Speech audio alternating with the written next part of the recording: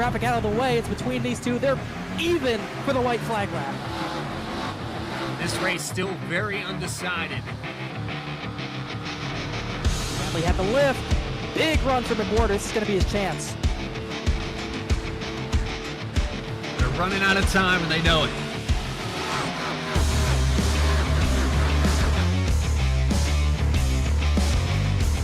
The bottom surges to the inside, now pulls even with Hutton off of turn number 2.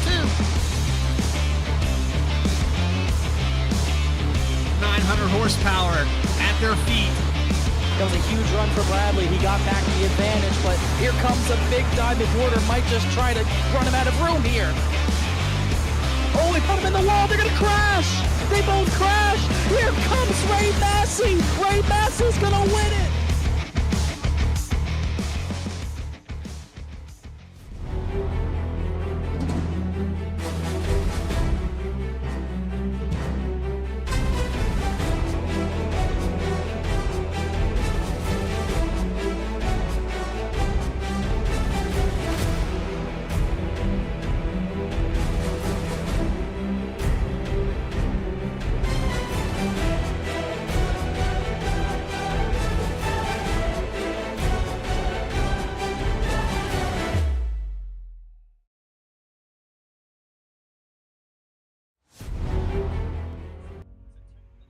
Here today in Lebanon, we're going to see some drivers square off for the second to last race of the chase.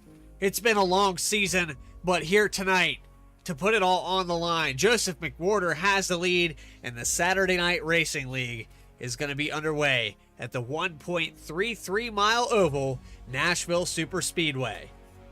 Welcome in, everybody. I'm your host and producer tonight. Alongside me all season long, Connor Horn up in the booth. I'm a little nasally here tonight, so Connor, why don't you talk a little bit about this place?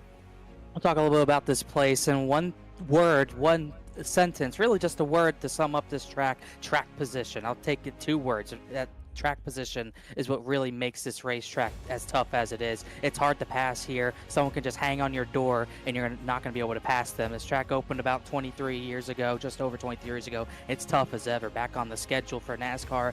Always tough to pass, so there's going to be some tight action with really a single groove type track. Not much banking, 1 1/4 miles. 1 1/3 miles, I should say, is this racetrack. So a little tiny, a concrete surface. It makes for kind of 1.5 mile style racing, but at the same time, a little bit of short track action at times with how slow the corners are. You're not going to see speeds too high. So that should make it to be a very interesting race, especially in the Xfinity cars that sees pretty heavy tire wear at tracks like this. Yeah, it's kind of that hybrid racetrack, similar to Iowa, where it's not quite a short track, but it's not quite intermediate. Well, this isn't quite this is the other side of that, where it's not quite Dover, but it's not quite Las Vegas. So, yeah, these guys are going to have their work cut out for them. Race analysis coming up on your screen. 150 laps here today. 45-mile-per-hour pit road speed limit. 85% fuel and 4 sets of tires to square off the day. And as you look at this SNR schedule coming up on your screen, there it is right there. We have 2 races left, so Phoenix will be the last racetrack, and of course the reconfiguration with that place, well, just chalk that up to another asterisk, as we're not familiar with a lot of the places we're going here at the end of this season. Las Vegas was the last place that these guys will probably feel comfortable, but for here on out, it's going to be a little out of the comfort zone, and I guarantee there's one driver out there tonight that's not in his comfort zone, and he'll be starting outside pole. Yeah, it's going to be interesting for Jeff Wright. He's pretty much in a gotta-go situation. He's going to need to probably win back-to-back races to have a shot at this title, and then he's got to hope Joseph McWhorter drops points here and there, but McWhorter qualified right behind him. But you also got Concrete Cabot out here tonight, so he should be an interesting person to look at for the win here. As we look at the points coming in tonight, Jeff Wright, all those wins, all the domination may be going up in smoke. Now 19 back after coming into last week's race with a huge lead. He lost it and then some in the late race chaotic mess that we saw. He's got work to do. Joshua Banks a little far out of the picture as well. Meanwhile, back in behind there, 11 points separate Chuck Sweeting in 4th from Bryce Shoemaker in 8th. So that's an interesting battle as well. That's interesting that you even say that, because how hard of a time has Chuck Sweeting had all season long, and he's still up there in the top 5 in points. So congratulations to him to put it all together. But let's take a track side now. Get your grid up on the screen. Starting on the pole here tonight, it's going to be Joshua Banks with a 30.702. The guy that just lost the points lead, 3/1000ths of a second just outside in second. Jeff Wright. Joseph McWhorter is going to start in third with that new points lead. He will start alongside Bailey Turner. Row number 3 belongs to AJ Stravato with Derek Garrison in 6th. 7th spot goes to Alex Bell. Angelo Horonis in 8th. Man, these sinuses are killing me today. That pollen. Mark Whitley and Caleb Weekly will round out the top 10. And then outside the top 10, Brian Chambliss, another start in this series in 11th. Adam Cabot, Concrete Cabot, starting a little further back than we were accustomed to in 12th. Chad Klinger and Noah Mahalski, row number 7, 13th and 14th. Gavin Pittman, Ryan Carwell, a Chase driver in 16th. Chuck Sweeting, also a Chase driver in 17th. Brendan Fetter, place 18th. Julio Villalobos Jr. in 19th. Dakota Floyd rounding out the top 20. Got a little bit behind you there. I was like, maybe I can take care of it while we're off the mic. But, yeah, we're going to start with 21st, Bryce Shoemaker and Max Cost. And then it goes in row number 11 with, I guess I skipped over that. But Jerry Bergeron and Casey Lakatos, 23rd, 24th. 25th, Brandon Wallace, Stefan Davis in 26th. 27th, Austin Belkey, Ray Massey, 28th. We're starting the drivers that did not take a time here tonight. Eddie Trejo, Ethan Collier, Eric Garrison. Let's get green flag racing here from Nashville.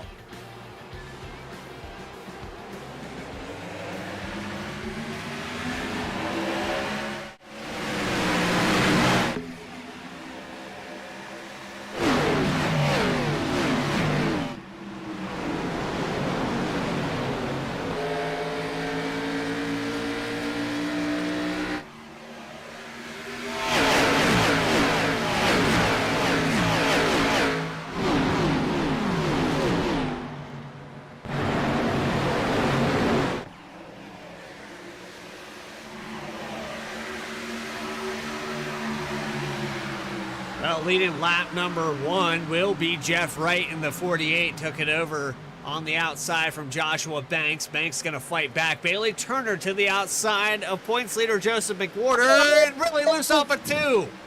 Oh, McWhorter dodged a huge bullet there. That could have been much worse. He might have right side damage. I don't know if he got into Turner, but 24 almost spun around. And I was about to talk about how Banks got caught sleeping at the start. That's what allowed Jeff Wright to hang on his door and take the lead. Huge bonus point there from the 48, and McWhorter slipped back because of the issue out of turn number 2.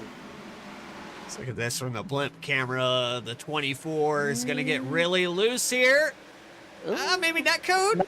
I'd say Netco definitely sent him around. I don't think they would have hit, but I can't stress enough how McWhorter could have gotten out of that so much worse. Right side looks visually okay, but he lost some track position there.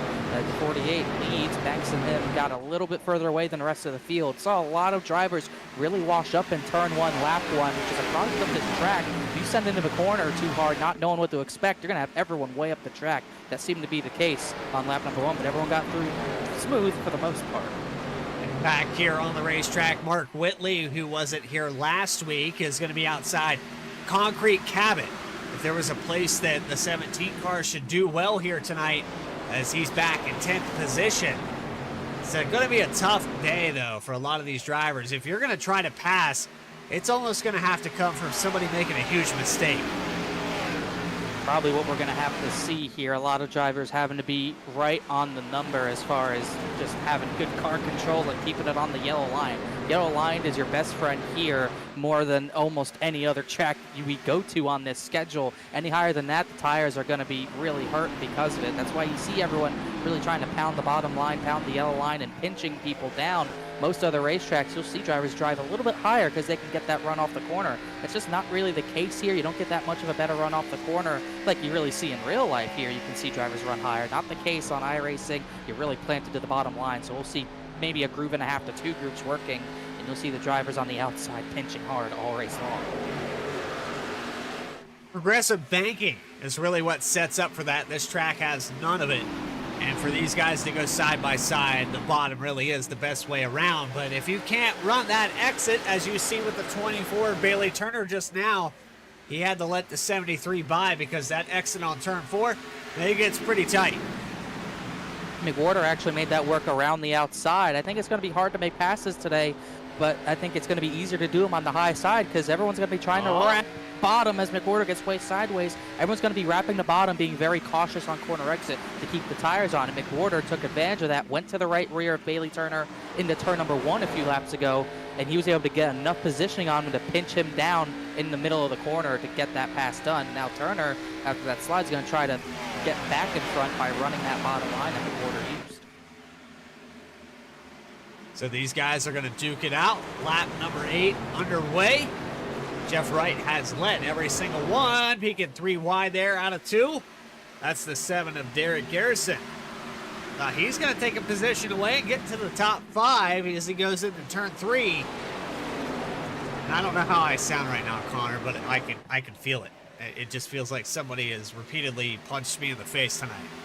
No, you can definitely hear it, but that's not going to deter our excitement for this race. As first time at Nashville Superspeedway, maybe not the last time we'll just have to see, but this is definitely an interesting challenge. Everyone's just trying to figure it out, I think, for the most part. Remember, last week at Vegas, a track everyone knows, the first 20 laps it felt like we're 2 wide and 3 wide. Right now, we're pretty single file. First side-by-side actions back for 8th, Angelo Horonis on the inside of Mark Whitley. Make that Horonis, he's kind of on the inside of Whitley, but Cabot's actually looking to his right rear for the 9th position. So we're starting to see a lot more drivers having to use the second lane to pass, while that first lane seems more of a tire-saving lane. So here we go with the top 10. Still some racing with Horonis, Cabot, and Jack Clay are going to try his hand. How about for the race lead? Jeff Wright looking inside of the 48 for the position. Actually, Joshua Banks inside of Jeff Wright. They're side by side. Oh, look how sideways they They're are tight. as well. But Banks is going to use some side draft here to get more better positioning on the 48 entering the corner. But you can see how hard Jeff Wright's fighting to keep this position, trying to pinch as hard as he can. And he throttled. He sent it hard into turn number 1. He got Will it come re-cleared. out? Yeah, I thought maybe that was too early, but he comes out the other side okay. It's a judgment call, but will that use up the tires, getting back to the throttle sooner to try to protect that position? You know Jeff Wright's going to bring his A game. With 2 races left, you have to. And he certainly has the previous 2-3 weeks. It just unraveled last week, but he was the dominant car of the field at Vegas, and he's going to need to be dominant these last 2 weeks. But I don't even think being dominant the next 2 weeks is going to matter if McWhorter can just consistently run top 5 like he is right now. We'll look to more of that later in the race as we see where they run for the majority of the race, but McWhorter's in 4th, Jeff Wright's 1st. That lead stays safe for the 73 for now as AJ Shavato's into 3rd now. McWhorter is the one lighting up his rear tires, though, as now the field, once again, the field singled out all the way back to Horonis, who's still the one maybe he's being side by side the most, but he's actually going backwards the most. Last we looked, he was battling for 8th, now he's back to 12th. Yeah, 29 car losing some positions, down 4 from where he began this race. Started up in the top 10. The 75 of Chuck Sweeting got around. And then to look for some more racing on the racetrack, probably go back here. These guys nope, a little bit further. There we go. This is for the 26th position. 34 of Brandon Fetterplace is going to the inside. The 25 of Eric Garrison trying to defend that position into 1. A lot of cars out here, 33. And how many leagues can say they've had a consistent field of over 25 cars for an entire season? And not too many. It's something that this league struggled with a little bit last season, but much better this season. Great feature ahead because of it, I would have to say, as a pretty strong 33 car field at the same time as we got battling all throughout this field. Although, like we said, still mostly single file. I think a lot of drivers are already worried about what the tire wear is looking like.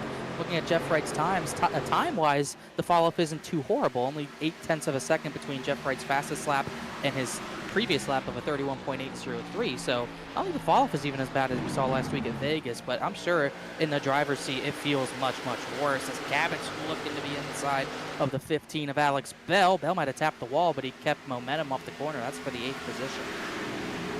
Alex Bell actually made a little mistake there through 1 and 2 and slid up the racetrack just a little bit. Now the 17 of Cabot side by side. This is actually burning up the tires of both these cars. Cabot wants to make quick work of the 15 if he can. Bell's going to play defense on this outside line again. And that's really what I thought that lane would be used for, mostly just defense, defense, defense. But we've seen some offense from it for a while already by a number of drivers. So it might be a multi-purpose lane. I just still worry about the tire wear that might be inducing on these guys. But we can see how single file it is. You can see how evenly spread out some of the single file is. So pretty even, maybe 0.2 of a second differences from a lot of the drivers. You can tell when someone's faster than another driver when they're on the bumper of someone. Right now, Chad Klinger looks faster in the 17, while McWhorter, other guys are just kind of staying put. As that's the highest line I've ever seen here on high racing. Cabot, I don't know if he was trying to make it work or he made a mistake, but Chad Klinger couldn't take it. He made it work. He did make it work, though, on the exit, so he's able to get back ahead. These guys starting to migrate up the racetrack a little bit here. You know, don't doubt what Cabot's doing. Maybe through 1 and 2, though. Klinger a little bit quicker to the bottom, but through the exits. And that's similar to what we see at an intermediate track, the 1.5 mile racetracks we go to. These guys do a really good job about getting that exit speed, and Cabot is able to hold on, but turn exit wall. That's the problem here. You'll find yourself hitting that exit wall a lot easier at this racetrack. I don't know why that's the case, but I've always felt whenever in here, that turn 4 wall here, it just creeps up on you so much quicker. I don't know if it's because of a safer barrier jumping out at you differently or what, but I've always felt like that's one of the tightest corner exits. It's kind of reminds me of Dover out of turn number 2. It's just absolutely crazy how scary that wall can be and how quickly it comes up at you, which is why it's pretty bold of Cabot to be trying this high line. He's the only one in the field trying this right now. It's right on board with Adam Cabot. Probably trying to get some clean air to the nose for the most part. Exactly what I was going to probably figure. Just trying to get clean air on the nose, maybe hoping it works out in a certain way, but it just doesn't seem like it's working that way. Just not able to get to the 15 like he needs to by making this line. He's about maybe half a tenth to a tenth off per lap. At the same time, it is holding Chad Klinger in behind him, but you can see he runs a higher line. It gives him a run off the corner. I don't think it's as much as he wants, though, and I don't think it's helping too much, although he was even time-wise with the 15. That might have been a little bit too high out the track. You can see him from Mihalski's on. Yeah, that was too high there in 1 and 2, and I think it's a matter of time before Klinger finally gets clear of him. He's kind of got him pinned up there. He's even higher here through 3 and 4. You know what he's trying to do? He's trying to widen out the groove for everyone else's racing enjoyment. Yeah. He's trying to say, let's make it 2 grooves, maybe 3 grooves. I'm trying, guys. I'm doing my part. No one else is doing their part. As I say that, Banks did go up the racetrack in second. He's trying to get a run on Jeff Wright, but still not close enough to make it work. But you are starting to see a little bit more side by side, but once again, Cabot on the high line, he's able to make it work. Aronis got to the outside of Chuck Sweeting in the turn number 1, and Sweeting just gave it to him. Well, you think some of these drivers probably hunting for grip early in this race because later on that bottom groove is going to be rubbered in and it won't be as effective. So you gotta admire the fact that these guys are trying something different early in this race. Cabot, now he goes back to the bottom line. Maybe figured he was done searching around. Almost everyone in the front 15 went to the bottom line. First battle side by side right now I'm seeing is for 22nd. Jerry Bergeron, Max Cost. Cost, a chase driver in the 7th position in points. Fell back from 4th last week after late race crashing. He's going to lose that spot.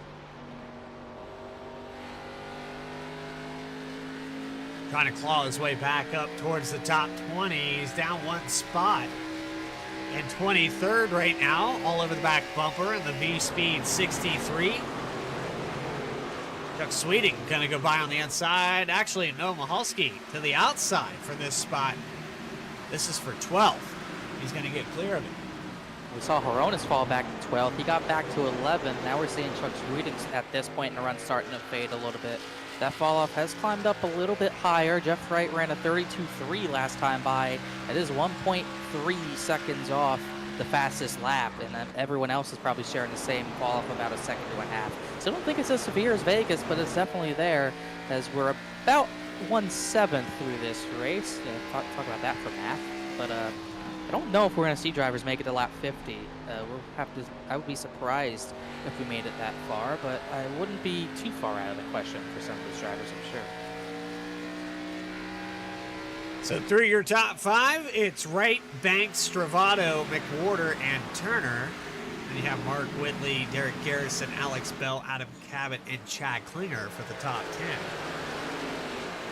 But it's been pretty quiet. You're not seeing like we usually see this far into a run. 26 laps in, you usually see at least one driver that's up, 7, 8 positions. You're not really seeing that tonight. It's kind of what we expected coming into this race. It's going to be hard to pass. You're probably not going to see too many big movers, and we're probably not going to be seeing too many people elect to not qualify. I think any other race, Cabot, there's someone like we got a crash in turn 4. Someone hit the wall hard in the way back of the field. I think it's it's Bryce Shoemaker and Ethan Collier. They hit hard. Shoemaker is out of this race already. One of our chase drivers. They had a huge hit out of turn number 4.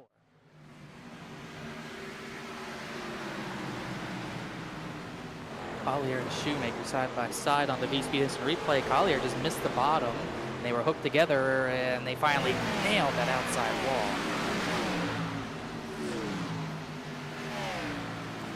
That is huge, huge hit. That's 8th in the points out of this race. Right there, Collier just misses the bottom. They make more contact there, and that just hooks the 39 hard in that safer barrier. I don't know how everyone else avoided it, but it seems like everyone else did. So first caution of the race, lap number 26, and we'll get, I assume, pit stops from everyone.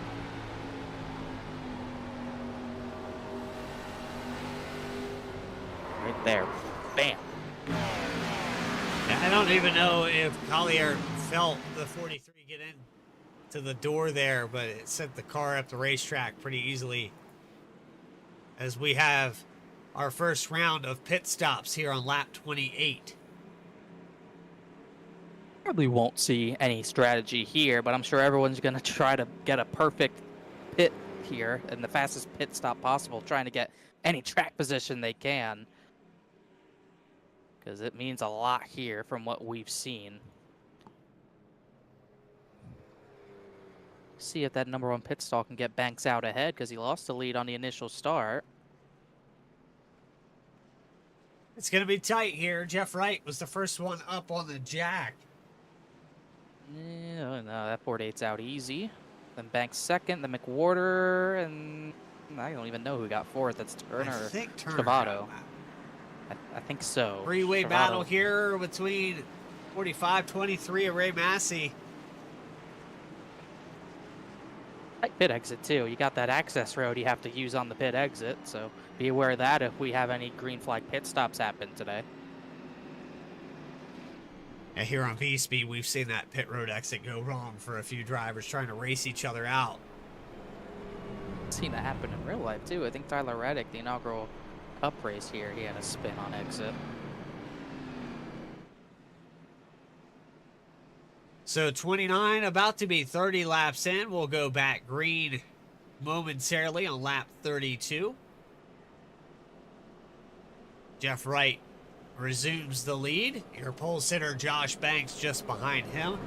And your points leader, Joseph McWhorter, will restart in 3rd. Lights are actually out on the pace car, so we'll go back green on lap 31.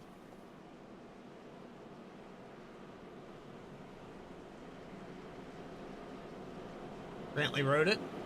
Harpoon Design. Hello, all. TJ Danford in the chat. Welcome in. Good to see everybody coming in here to watch V-Speed, and it's a good friend of mine, CJ Danford.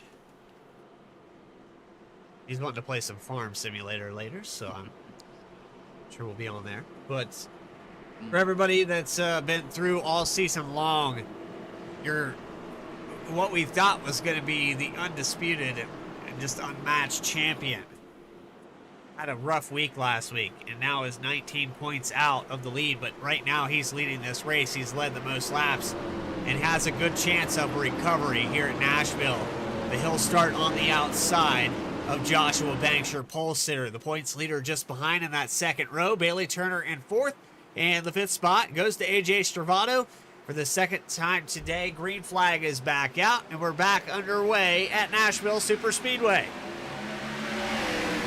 That's exactly what I thought would happen, as we almost had 3 wide for a second. A 48 picking the outside to give Bailey Turner a jump on Joshua Banks, which is exactly what I think he wants, but it's going to give Banks a good run to the bottom to be side-by-side with the lead. They're almost 3 wide for 20th on back with Bergeron in the middle, but I think Banks is in a bad spot now because now Bailey Turner's fully got positioning on his outside. He almost made contact with the 48 entering turn 3. We were 3 wide through 3 and 4. Bergeron able to get out of that mess. We're 3 wide again. 25 on the inside. Looks like the 71 of Carlisle on the high line. Oh. That's not where you want to be.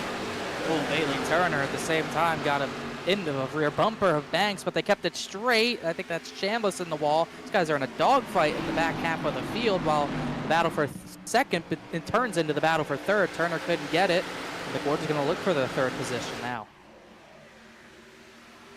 These restarts at this racetrack, they're, especially on fresh tires, are utter chaos. You see Chuck Sweeting on the outside getting passed by the 22 of Gavin Pittman. Now has Dakota Floyd in the 57. This is for 15th.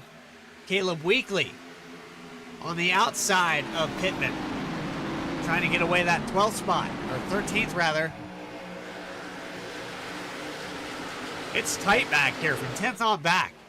These restarts are going to get more and more chaotic if we have more of them, because how important it is to get track position early on the fresh tires. It's like a real-life Cup restart on a, with a lot of the tracks the Cup cars go to can have pretty bad dirty air. It's kind of like that here. I think people are sensing the urgency that they need to go early on instead of waiting to save the tires. So I think we're going to see them get crazier if we have more of them. Looking off the back of Chad Klinger, holding on to the top 10 right here. And he peeks to the inside of Derek Garrison for 9th. Nothing to it though, and they'll resume that position to the outside now into turn 1. Side by side, that 7 car looking strong, as it looked like Banks was taking a look for the lead but couldn't get there. This is the first side-by-side battle. That 7 car has been strong at the beginning of this race. Chad Klinger has been as well. He's moved his way up. He's kind of followed the 17 through a little bit. Cabot might be one of the biggest movers of this race, but he's only up 4 positions. Yeah, you say big mover, and like I said, we're used to seeing, we actually have one driver. It's Ray Massey in the 23. He started back in 28, so he's up 11 spots right now. That's a big gain.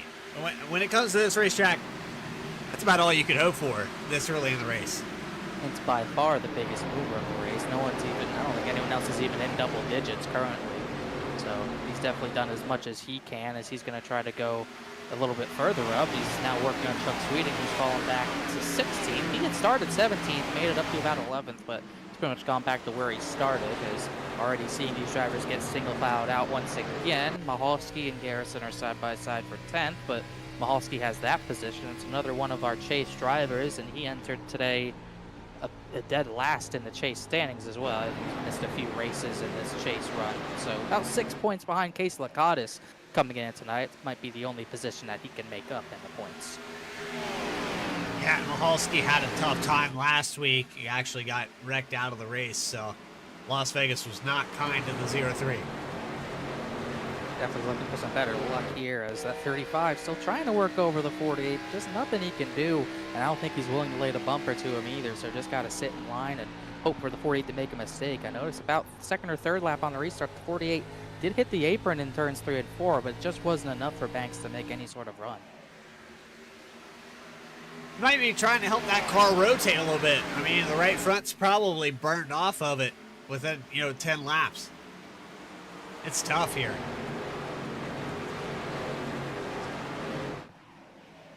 There's definitely one. Yeah. Go ahead. Sorry. Definitely one of 2 strategies you can do here. You can have what I thought we might happen, what I thought we might see on the restarts, where everyone goes crazy trying to push for track position early. But also there's the back end of that, where you might have drivers like I think Angelo Horonis was doing earlier, just kind of wait, try to keep the tires on it best you can, and then go at the end of a run, try to make time up at the end of the run. So You're seeing kind of two sides of that. Drivers trying each part. I think the 33 is just trying to go. He is trying to get to the 48's right rear because he knows if he can get positioning on the outside, he'll probably take the lead away. But 48's strong enough through the center of the corner that that's just not possible. That fits more into what I was about to say, that these cars really haven't seen a long run yet. And if you want to see who's actually saving their stuff, who's taking care of things, that'll come probably about lap 70 on this run, where you're really going to see the guys that took care of it, nurse this thing around this place. Right now, though, if you're in the top spot, Jeff Wright under fire again from the 35 of Joshua Banks for a moment there. Not able to get around him, but he is keeping the pressure all separated within about a tenth of each other in the top 5. About a tenth of each other, and they can't get much closer than that without hitting each other. 35, I think, is pushing much harder short run. Just searching for anything. He's not gone to that high line like Cabot was trying earlier, although saying that, he kind of just did. But the 48 kind of cheated up a little bit and maybe take some of that cleaner air away from the 35, and he gets a pretty decent gap out of the corner because of it. 17 still only up to 8th place. Chad Klinger's riding in behind him. Almost the entire field of 31 cars remaining single file. As I say that, Feather Place is looking inside of Stephen Davis back in the 26th position. It seems like every time we look up, 34 is trying to make moves, but he's actually gone backwards since the start. He started 18th. Starburst duos on the 34 machine. Feather Place began this race up in 18th. He's since fallen out of the top 20 back to 27th. They're still side by side coming out of turn 2. Stephon Davis can't get clear. This is just one of those things where you might want to let the guy go. They're going to cross over there out of 4. Gotta look the crossover. Jeff Wright just blinked out, but he kept it straight. But these drivers, even, it doesn't matter if it's first or 31st, these drivers are racing hard. No doubt about it. As far as the chase, the title fight is concerned, Jeff's doing everything he can to try to get max points out of this day. He has another blink out. That is not what you want to see. Oh, he's in the 35. That's really bad. The Zernet doesn't hold up. That will not be good. But hopefully that gets better for him. As I was saying that, if he get max points, it's not going to get him back into a points lead with McWhorter running 4th, but it'll definitely cut the gap maybe close to half going into the final weekend at Phoenix. So he's doing everything he needs to do right now.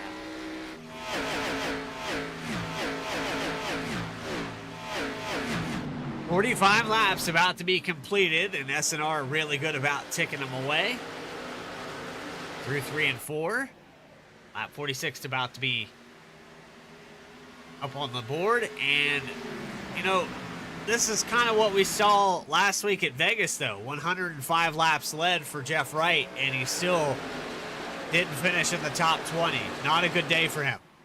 So for tonight, you know, don't sign into it too much. Don't buy into this situation because Jeff Wright can be up front, but it really what matters is the guy that leads the last lap. In this format of racing, we don't have stages. We don't have playoffs. This really comes down to what you would feel in NASCAR 2005. Yeah, and this is also Joshua Banks. We're talking about title implications. If something crazy happened, he could still probably make a run at it, 33 points back, but just tapped the wall out of turn number 4. I don't know how hard he hit it, but it gave the 24 a run to his inside for that second position. And this would be fine for the 48 to get positioning over to 35 because I think he is Jeff Wright's biggest threat, but Banks is pushing hard out of a corner, almost running out of racetrack, trying to keep that position, and he got a good enough run to almost clear Bailey, as they had some rough racing last week. Bailey was pretty frustrated with the contact with the 35 and the 15 last week, as we saw last week. They're going to go back to it again like they always do. We definitely saw some pieces of that. Those guys, you know, they haven't always gotten along for, you know, any part of the season. Yeah. I don't know if they ever have, honestly. Maybe the first day they met. Until they raced sideways. Together. Oh, man. Banks just, you know, showing that I need to be ahead of you. And really sideways off of turn 4.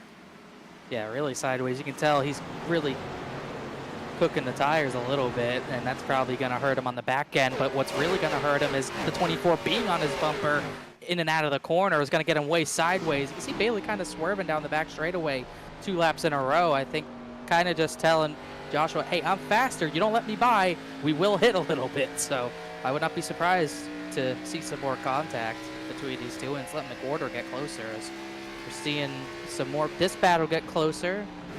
A little bit of a close battle for 14th with Gavin Pittman and Chuck Sweeting. There is side-by-side back with Eddie Trejo and Eric Garrison for 23rd. Casey Laconis peeks to the inside of the 57, Dakota Floyd. I'll go back up here to the second place battle because I don't think Bailey Turner's done beating the door down. He stayed right there on the back bumper out of turn 4. He'll be on the back bumper going into turn 1. For how much longer does it take before Turner decides to move the 35 out of the way? Might just be, if he doesn't want to straight up move him out of the way, he could wait, maybe undercut him during green flag pit stops. We know track position is a big to-do at this track. We talked about it all race long. So if we go green and get a green flag pit stop, I think the drivers who pit the earliest will be at the best, they'll have the best chance of getting an advantage out of it. Pit under yellow about lap 28 or lap 29, so probably can't one stop from here, almost certainly can't. So we'll probably see a 2 stop. That would probably set everyone to maybe pit at the lap 70-ish mark, somewhere 70 to 80. So we might be looking at drivers maybe 6th, 7th on back, Cabot, Mark Whitley, Alex Bell, guys like that, maybe undercutting by 1 or 2 laps to make all the difference. McWhorter actually turning up the heat here as of late. Last time by, he was faster than the 2 cars in front of him. Not by much, but he is quicker. He's going to try his luck on the outside. Not going to work there through 1 and 2. Actually slides the rear end tires. Gets a little bit loose on brake. It's the latest driver to try a second lane to pass. Unless the driver in front makes a mistake or you get the craziest run. It's just not, because there's no progressive banking up there. You're just kind of relying on the driver in front just not getting a great run. You really have nothing you can do to get that driver's right rear unless you're just that much faster. Mark Whitley was faster than Bell out of 4. Got to the inside of Alex Bell, though. Bell not giving up that outside line. He's just going to use that outside line to try to defend, but Whitley's driving hard to try to get around him as we look at the onboard. McWhorter getting watched by Stravato for that 4th position. Well, that side-by-side battle for 6th, a little further back goes on. Alex Bell on the outside. Mark Whitley to the inside out of 3 and 4. Looks like the 77 a little bit quicker that time. He's going to get clear going into turn 1. I think that just shows how much faster Whitley was than Bell there, because it's been hard to make those passes. He caught him, and then he didn't even think twice of going to the inside once Bell gave it to him. It only took him about a lap to do so, but that's kind of what makes it so hard to make that pass work. You have to have much fresher tires, or the driver in front just had to wear him out that much more. Whitley took him a lap, even with the advantage, to make that work. Stravato to the inside for 4th spot. He's going to peek on Joseph McWhorter. This is what Jeff Wright needs, is a few more cars in front of this 73. Every spot's going to count and help tremendously as they come out of turn 2. Almost some contact. Once siphon it back out. Once again, back to single file, and you're starting to see that 48 stretch that lead. It's almost 9/10 of a second over the 35 of Banks, who's had the fight off Bailey Turner. As almost a block to the inside. Adam Cabot got sent to the grass even further up from that battle we were just looking at. I think Bell was trying to block him a little bit, but now Cabot's looking for 7. Take a look at that. Back it up about 20 seconds. Here we come out of turn 4. And a block. Yes. I mean, that's pretty mild for SNR.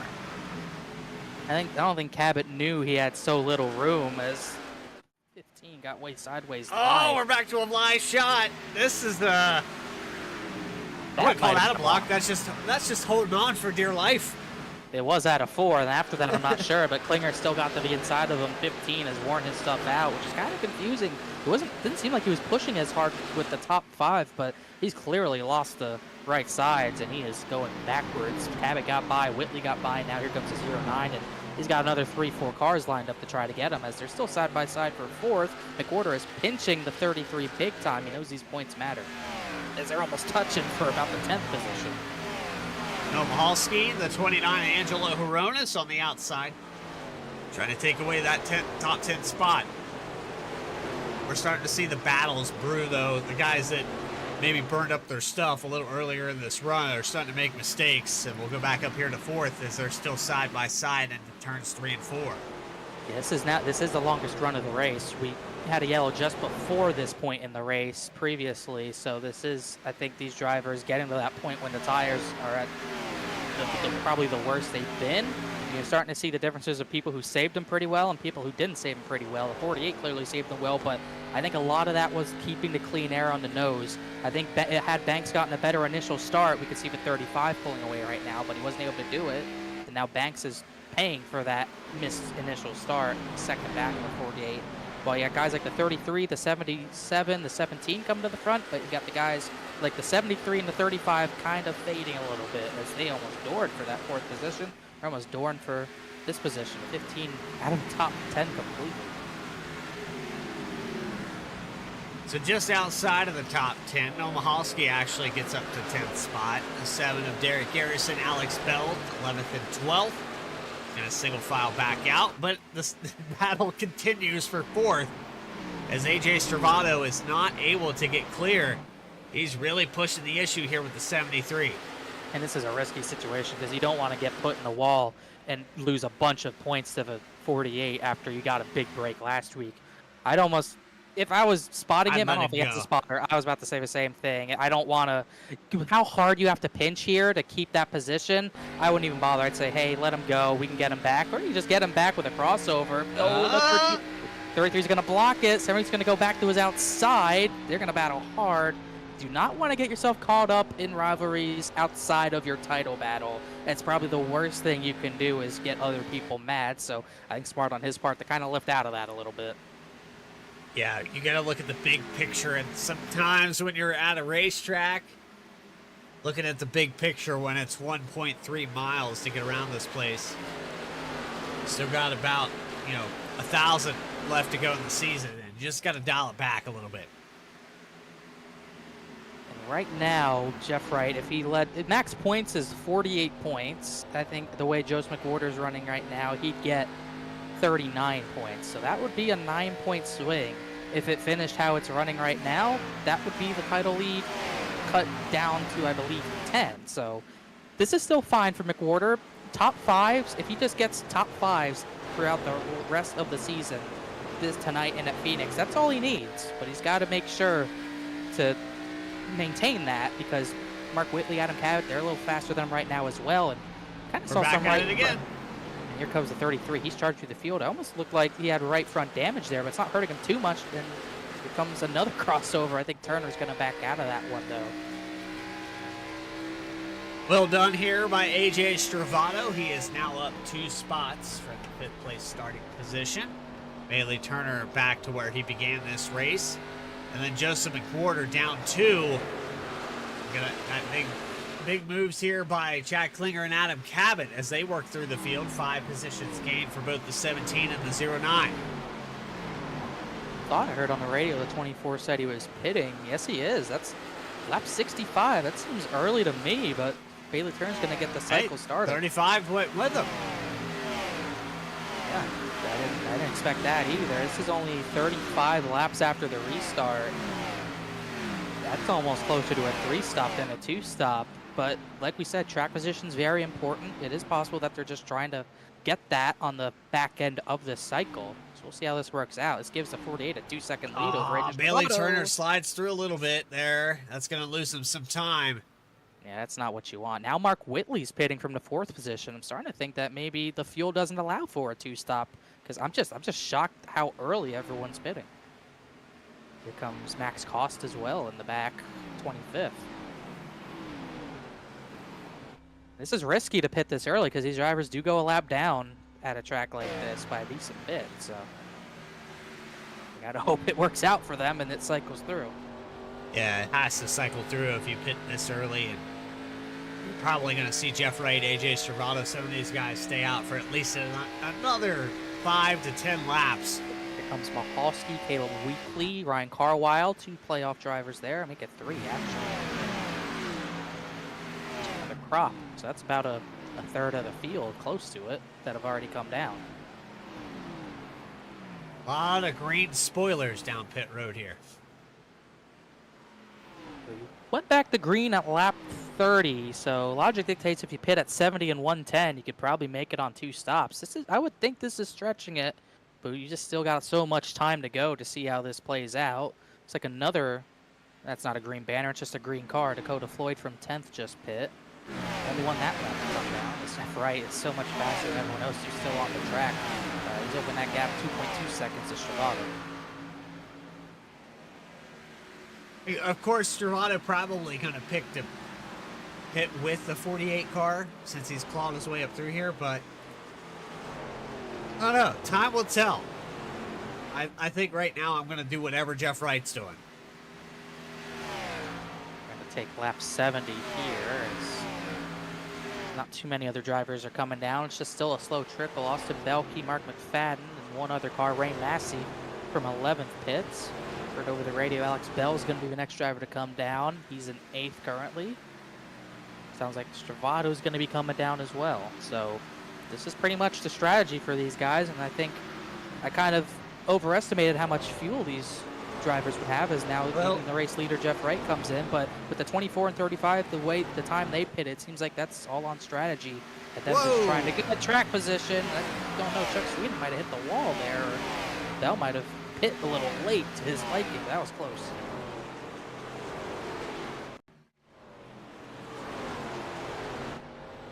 Watch this. Oh, that was Turner on fresh tires that moved him up the track. He was able to clear it, but that's a close one. I think 24 committed to be inside of him, but then the 15 pit, so that got tight. 73's wide. I think he's going to make it, but he just lost a position. Adam Cabot might be the first driver this season to make a pass on pit entry. That could have been detrimental to the 73. You get a bad pit road entry. Yeah, he get a penalty.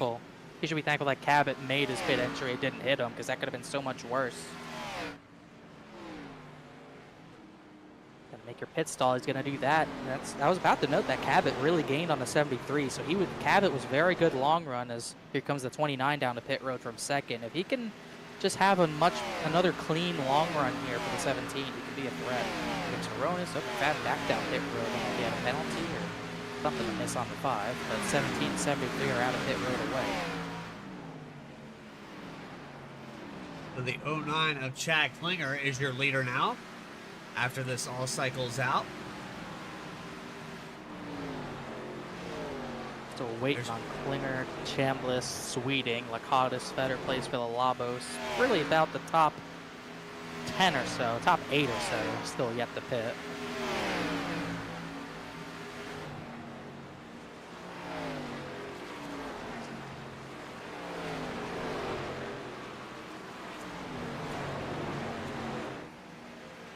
Yeah, I don't know about staying out this long now. It's sitting at, what, 46 laps on the stint. I just don't know if that's a good move. You got Brandon Wallace and Eric Garrison that are on the tail end of this, but I think for every lap that goes by, you're going to stand to lose more spots. The fall off is well over a second now, well over 2 in some cases. I think for Klinger, it's about a second and a half. I'd be shocked. You'd have to probably get the lap 90 to cut a stop out. I don't think that's going to be possible with the lower fuel window, but Klinger's done this a lot of races. He'll just be off strategy because he just kind of feels like it, so that's what he's doing right now. Still waiting on those top 8 to pit. Joshua Banks, for the time being, would cycle out to be the race leader. He's got maybe a second over Bailey Turner, but about 2 seconds back, Jeff Wright on the fresher tires is closing in. About a 5-lap difference now between Banks, Turner, and Wright, Whitley, and some of these other guys deeper in the field. Whitley actually pitted about a lap after Banks and Turner. Now it's turning into maybe a fuel strategy race, the way this is lengthening out. If they can only make it, we've got 47 on this stint. This is mathematically, I don't think they can make it one stop, but some of these guys might be trying to do it. They could also just be trying to catch a yellow. That's possible. Also just throwing a wrench in things for drivers trying to get around. Adam Cabot had the swerve there mid-corner to make sure he did not hit the 0.9. But yeah, like you said, I'd be shocked to see them on an 85% fuel tank. I'd be shocked to see these drivers getting 60-plus laps on a tank. Well, we're approaching that time, though, that if they make it about 15 more, they could make it in one stop. I mean, mathematically. Yeah, then we'll just have to see where they pit. If they can make it to 90, just have to see where they pit compared to the 35, 24, 48. They're still about 23 seconds behind, 22 seconds behind, but the gap is coming down pretty fast. It's a lot of laps to try to save fuel, but it's Chad Klinger, Brian Chambliss, Chuck Sweeting. And this is a driver we don't talk too much about, but Brian Chambliss is definitely a force to be reckoned with, and I would say had he had a consistent season, been able to run every single race, he definitely would have saw this 9 car in the top 12 in points to finish out the season. He currently rides in second spot, but again, going back to these guys, are they praying for a yellow, or are they trying to stretch this run out all the way to make it one stop? I almost got to think they're trying. I mean, they're trying something, that's for sure. We're 10 laps away from that lap 90 point. I think at this point, if you're trying to commit to it, you got to commit to it. I'm not hearing the 0.9 clutching out at all, going through all these other drivers. Chambliss is good at fuel saving. He's not doing it. Neither is Chuck Sweeting or better place. So either they're just trying to stretch, catch a yellow, hope for the best, or they think that they can easily make it to that one-stop range. We'll just have to see as lap 80 begins, as Klinger's about to end lap 80. We're just past halfway. So since we're just past halfway, for those of you that are not familiar, all season long, that is our cue for 29 graphics to come up on this screen. And let's get loud for a few laps. Hear the sound of these Xfinity cars around Nashville.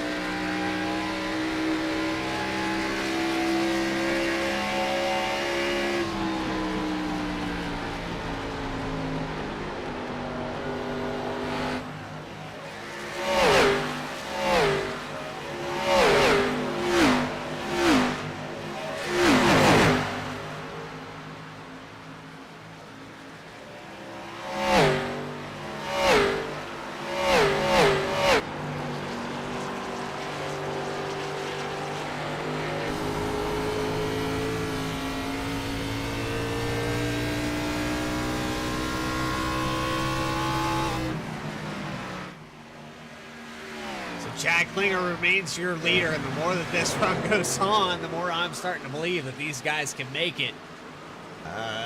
56 laps on this stint. Connor, I think right now it's looking pretty good for him. It's looking pretty close for sure. And we still got 9 drivers on this strategy, or at least 8 drivers on this strategy.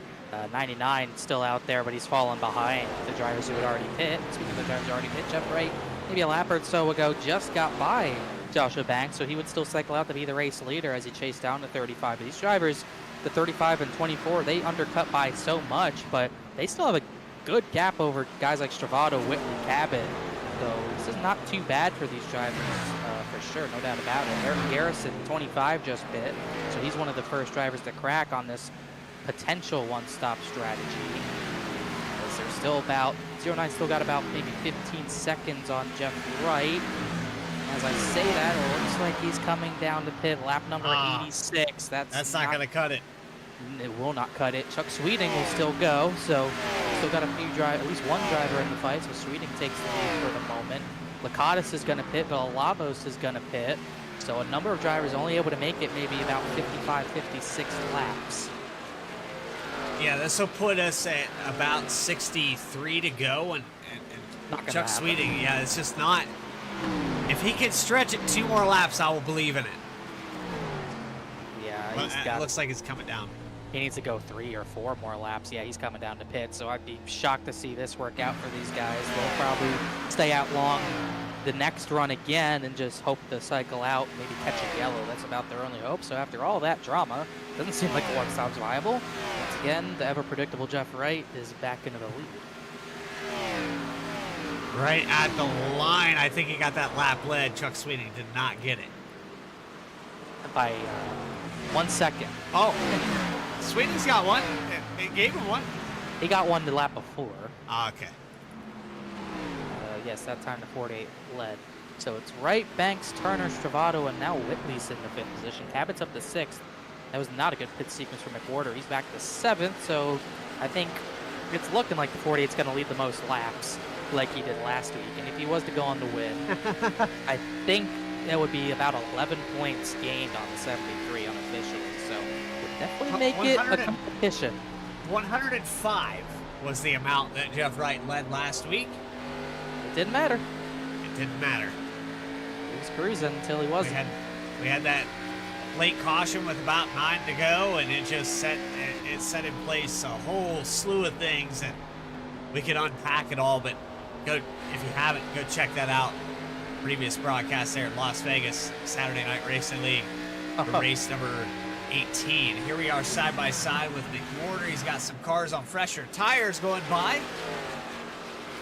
Villalobos and Garrison who just pit, so much fresher than McWhorter and Cabot.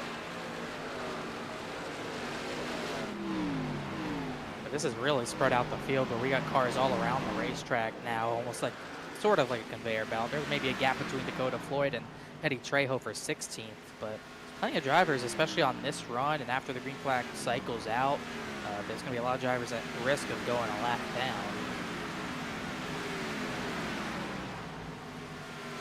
Brandon Wallace went 61 laps. Are you seeing that? Brandon Wallace? Yeah, I'm seeing 61 laps on the stint for Brandon Wallace. Huh. Was he able to... Trying to see. You know what? Yeah, he was able to make that work. Yeah, he didn't cycle in the lead, but he was up in the top 10. So yeah, he's the only one that made it work. The problem was he had fallen back so far to make that work. I don't think that's gonna matter. And he comes out a lap down as well, so you'd say someone's on the one stop at least. I just don't think that will end up making a difference because he had to slow down a lot. And I'm shocked that it sounded like I went on board with all the drivers, those 8 who were staying out long. It didn't sound like any of them were clutching in, coasting any point. They were only about 4 or 5 laps short. It's a lot to save and probably wasn't possible, but I'm just shocked more of them weren't at least trying that. I mean, stretch it out over the average, you probably could have made it. If none of them were stretching the clutch and trying to save fuel, they might have made an extra 3 laps to be right on that window, and then you do it the next run and you make it by a tenth of fuel. Like, I mean, at this point in the season, if you're outside the top 12, you might as well try it. I mean, Chad Klinger absolutely could have went for that. They might have been thinking about it, but we'll just have to see how this next round unfolds. We got a dogfight for 10th, excuse me. They're 3 wide in turn number 4 for the 10th position. Ryan Carwile, Angelo Horonis, Derek Garrison. Horonis threaded the needle through that corner to get 2 positions at once. That was a pretty nifty move to get into the top 10. So Alex Bell is trying to follow him through, do the same thing. I thought we were going to see a wreck. Well, look at that. Nicely done by the 29. Much more grip, maybe fresher tires, just able to get the power down out of the corner while the other 2 couldn't. So we're about to see a battle for, look, I think the 3rd position. Stravado's caught Bailey Turner, who pit much earlier than him. 33 is going to charge through. Is that lead for Wright's 2 seconds? The 33 is probably going to end up being the closest to him on the strategy. As 25 had to bail out of that battle. Jeff Wright's not out of the woods yet. I mean, 2 seconds looks like a lot, but last time by, there was a few cars that were a lot faster. Banks a 10th faster. Stravado definitely a 10th faster. And Stravado is probably the one I would worry about the most. Banks has a little bit older tires by about 5 laps. Wright probably backing up his corners a little bit, but if Stravado gets there, you're going to see this 48 car turn it back up. I think Wright was slower. He had Fetter Place and Lakatos pass him to get themselves back on the lead lap. So just kind of had to let those guys by, and once again turned it back up. But I still am. This has worked out. This has worked out. But Banks has lost time to the 48. He pit when he was maybe a second back. It's now 2.3, and he's going to fade away. But compared to everyone else he's battling on track, he's still got a good bit on Stravado for that 2nd position. And he ran a 32.9, close to a 32.9 last time by. And Stravado was not that much faster. So that undercut is not the worst thing in the world for the 35 and 24 right now. So here we sit with Jeff Wright. He has led 79 laps now as he crosses the stripe. You're watching the Saturday Night Racing League. We have about 53 laps to go here. But we're going to take a quick commercial break. Maybe my sinuses will clear up. That's doubtful. You're watching Saturday Night Racing on V-Speed. Back with more coverage right after this.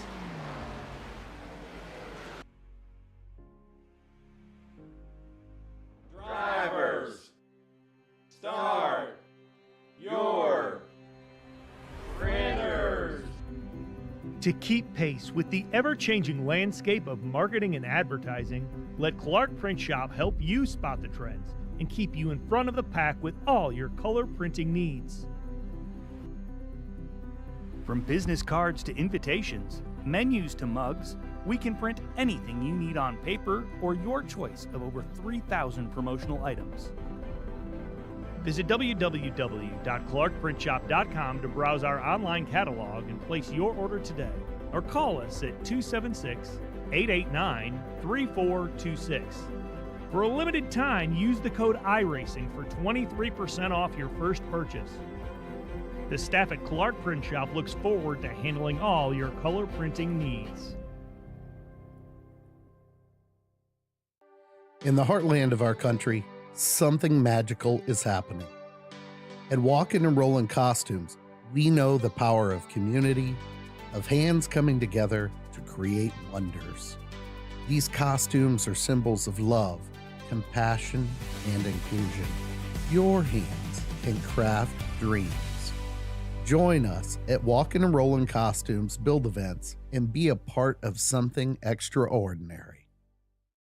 Introducing Tractor USA, the best way to buy and sell premium ag and construction equipment. Tractor USA was designed to be straightforward, simple, and affordable with zero commission and live auctions every week. Tractor USA auctions offer the finest selection of pre-owned tractors, combines, and other ag and construction equipment from across the United States and the world. Simply go to tractorusa.com to get started today. Back live at Nashville Superspeedway. Jeff Wright, still your leader. Hey, guess what? Do I sound a little different here? Do I sound a little better here, Connor Horn? We're getting there. Oh, we're getting there. We're getting somewhere. Nothing getting the blood flowing a little bit here won't do for you. But Jeff Wright, he's definitely got the blood flowing. He's got to get back around this place 48 more times. Isn't that a signature of that machine? Joshua Banks has fallen back 3.4 seconds. AJ Stravato is actually caught up to the 35. I think we're about to have a battle for second. Yeah, but it still worked out for the 35 for the most part. He pit maybe 5 laps before Jeff Wright, and time-wise, it has not gotten him closer to the 48, but he's been able to maintain second while undercutting by a decent chunk. And Bailey Turner has kind of been able to hold serve as well in 4th position, although he does have McWhorter and Cabot right behind him. Adam Cabot, I think if it wasn't so hard to pass, he'd be top 3 by now, but it's just taken him so long to get from 12th to the 4th position or 5th position. And you always got to think this is probably one of the most important qualifying sessions of the year as far as keeping track position. And it's worked his way up ever so slightly, but probably doesn't have enough time without a caution to get to the fight with the 48, but I don't think anyone does for the most part. It's not looking like that. There's a lot of cars out here on this racetrack that, oh wow, he's very loose on the entry there. He's got the 73 McWhorter right up the bumper though. I think he tried to cross over the 24 and get him loose out of the corner. He did get a better run than the 24 out of the corner though, so I think he should get to be inside, at least have a look. But as far as making the pass work, it's going to be tough. 24 is going to pinch him down hard. This is what we want to see. It's not what the 73 wants to see. They make contact and he's in it. Not going to work cool for him. Looks like our first round of pit stops beginning. Noah Mahalski pits from 8th and Caleb Weekly from 14th. So it's early, but you can make it from here. So starting to see some drivers really force an undercut. So there's Mahalski on pit road. Caleb Weekly just behind him. And now I'm interested to see of the drivers that strung this out the first time to 60 laps. It was about 57 for most of them. But we did have one, and that was the 99 of Brandon Wallace. He's actually being scored as a lap down. But he stretched it the furthest at 61. It still put him about a lap and a half short, but does he try it again, end up with a top 10 out of this? I highly doubt it. I highly doubt it, and that's just because he gave up so much time to make that work to the point where he is still a lap down. Just not sure if that's going to work. I don't know if Cabot got into the 73 or what happened there, but it looks like 17 is going to pit after he hit the 73, so he's the first of the real front runners that are going to come down in pit. He ran way high in turn 1. Maybe the 73 got into him. I couldn't quite see, but he sent it, and I think he did make some contact with McWhorter there. Let's look off the back of the 73 machine, see what we see. Maybe some contact.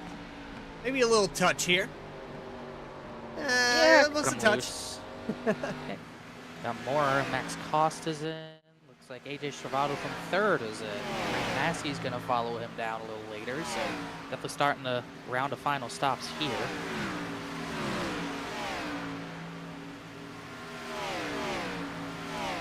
So this is probably the money stop. I don't think they're going to have to pit again for most of these guys. It's just, this has to be the perfect run. Wright's going to stay out another lap as looks like Bailey Turner's, once again, he's one of those guys who short pit. He's starting to struggle. That's actually a battle between him and McWhorter for position. More drivers in the back pitting, Bell and Carwile. Oh no, Bell missed pit road, so he's going to have to end up going back around. So lose a lot of time from that. He didn't make it in. Ryan Carwile did.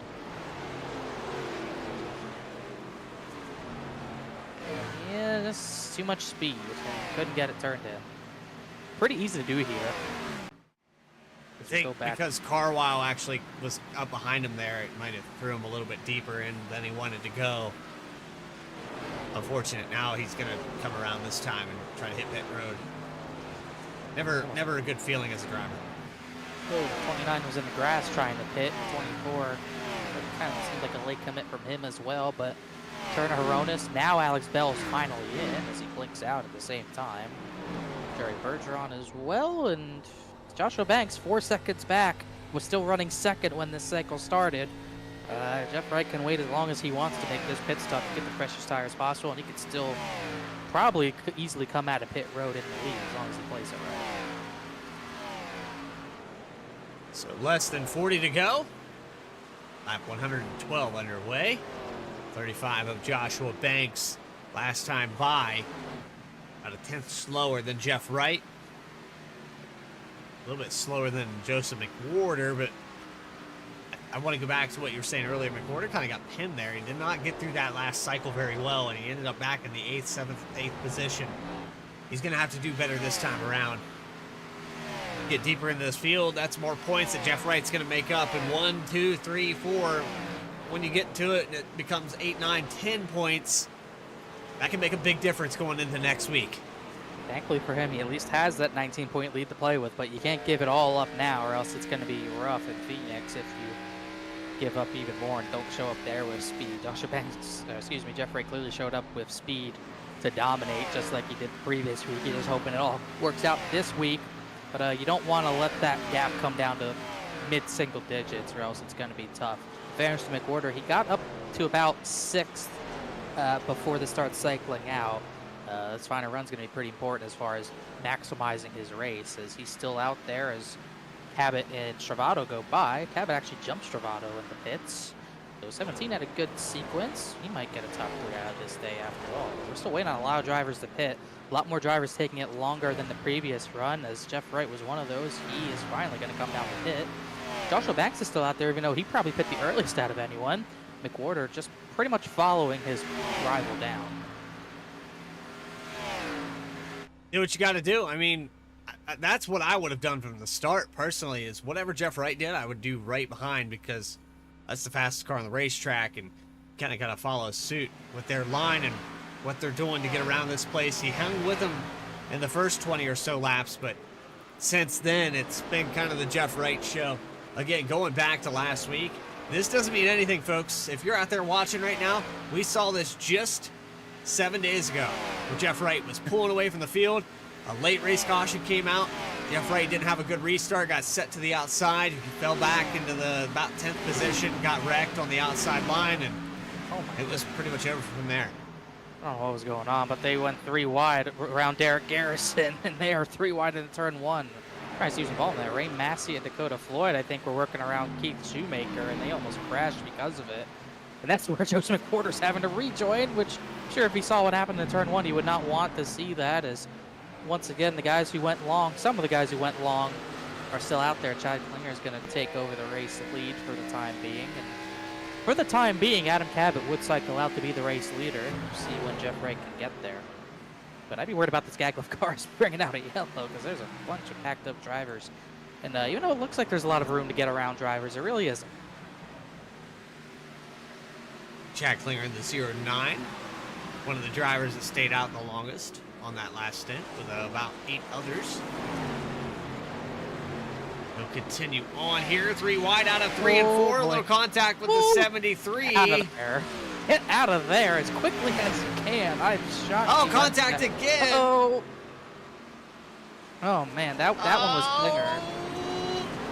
Oh, he saved it somehow. I don't think Whitley knew they were 3 wide. He's hit 2 out of the top 3 in points there. My goodness. Yeah, I don't think Chad knew they were 3 wide. He doored Whitley there a little bit, and it cost him a lot of time.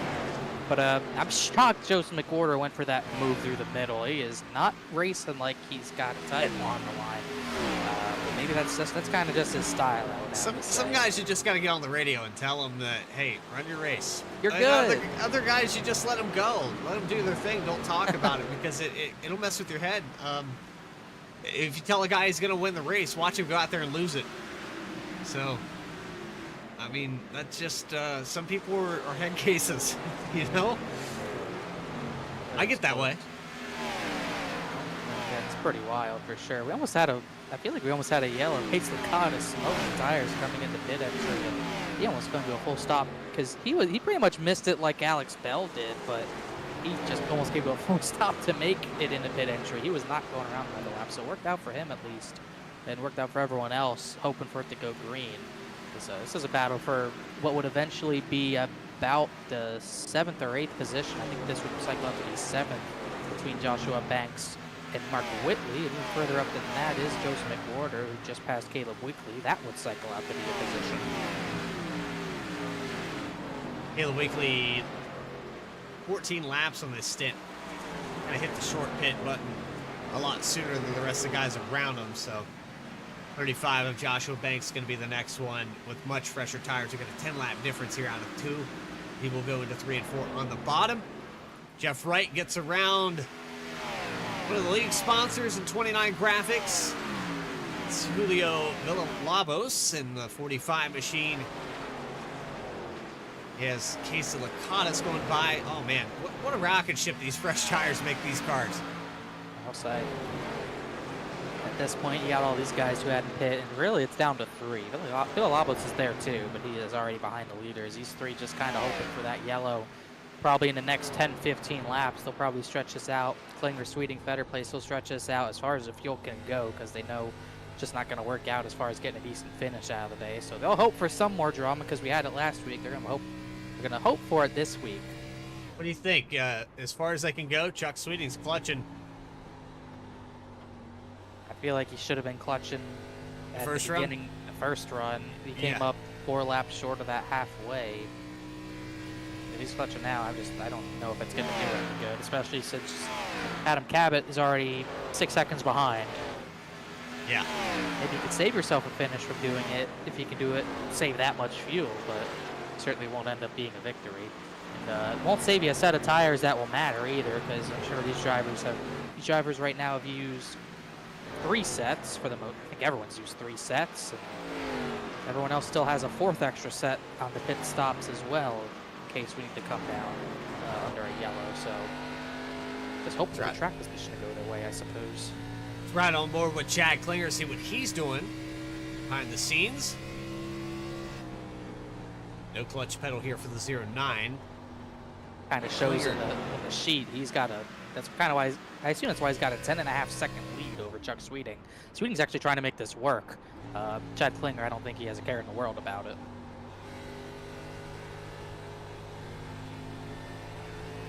So remind me on this, because Sweeting's up to 4th in points now. Where would he stand against the 35 of Banks? I mean, right now he's 2nd, but if he ends up winning this race, Banks probably going to cycle around the 6th, 7th position. I don't know how many of these. Yeah, I don't know how many of these guys are going to stay out ahead of him. Cycle about 7. So if he won, Banks got 7. Sweeting came in today 18 points behind Banks. So kind of similar to pretty much the exact same gap to Jeff Wright and compared to the 73 McWhorter. So maybe cut that in half, but would not fully cut it. Very so got a long way to interesting. go, as Adam Cabot's 4 seconds back. This is not looking too bad for Cabot and Stravato. Their times they're definitely slower than Jeff Wright, but they've got track position on them with 25 to go. It's 1.5 seconds, give or take, here for the 48 car.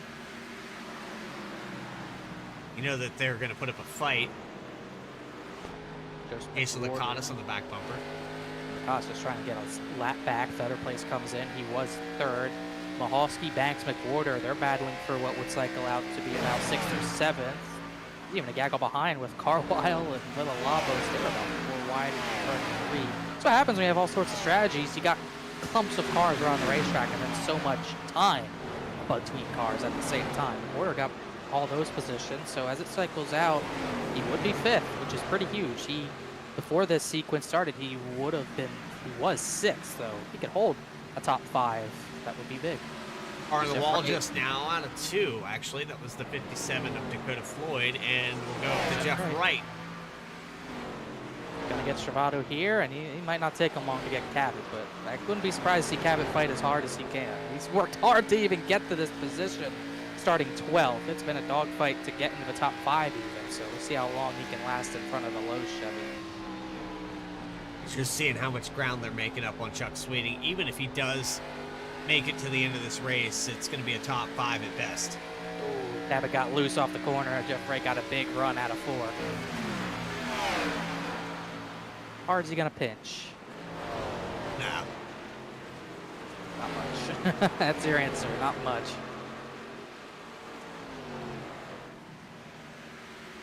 I mean, Cabot's said that before. He's not going to interfere with somebody if he knows that they have a championship on the line. And Right now you're seeing the 48. He's got the respect of all these guys out here. He's raced with them in other places too, so it didn't just happen overnight. This is only the second season in SNR, but these relationships string back to many, many leagues. Here's the effective race for, well, not the literal pass for the win yet, because Chad Klinger's still up there, but what could be pretty much the pass for the win, because Chuck Sweeney's, I think, the only one trying to make this work. So right to second, still ways behind Chad Klinger, who is just hoping something to go his way. Still not clutching a coast in. He's just waiting for that yellow to fall. Yeah, I wasn't gonna say the word, but yeah, that thing. I'll say, if it happens, it happens. So many times we spoke those into existence this season. It can definitely happen here. We have clusters of cars all over this racetrack. Back here with Mark Whitley, and just in front of him, the 03. They're trying to sort it out. This is for position, I think, between This is Belky three wide. and for a position between Belky and Fetter Place, but they got Mahalski in between the two. Yeah. Whitley's they're trying it. Whitley trying to get the Mahalski for what is 9th for the time being.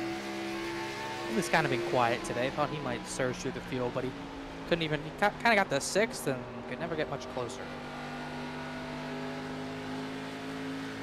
Where it mainly happens at this racetrack is the entrance to turn 1. You kind of self-clear and take yourself to the outside.